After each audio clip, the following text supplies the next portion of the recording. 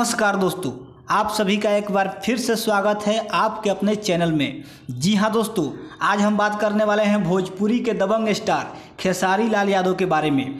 जी हाँ दोस्तों, कल इंडिया के नंबर 1 रियलिटी शो द कपिल शर्मा शो में खेसारी लाल यादव, दिनेश लाल यादव और साथ में दिनेश लाल यादव के भाई प्रवेश लाल यादव, अमरपाली दुबे और रानी चटर्जी भी नजर आने वाली है। जी हाँ दोस्तों, यह एक अपने भोजपुरी भाषा के लिए एक बहुत बड़ी बात है। जी हाँ दोस्तों, पूरे इंडिया में आज भोजपुरी का झंडा लहरा रहा है। वहीं खेसारी लाल ने अपना गाना जो कि पूरा इंटरनेशनल हिट हुआ है, ठीक है, वह गाना गाकर पूरे ऑडियंस और पूरा इंडिया को हिलाने वाले हैं। जी दोस्तों, जैसे कि आप लोग तस्वीर में देख रहे हैं, इस एपिसोड का शूट हो चुका है और यह एपिसोड जल्द टीवी पर दिखाया जाएगा, जो कि दोस्तों इसमें खेसारी लाल ने अपने कॉमेडी अंदाज में फुल धमाल मचाने वाले हैं। जी हाँ दोस्तों, तो इस एपिसोड को आप लोग देखना मत भूलिएगा। तो नमस्कार दोस्तों, आज के लिए इतना ही।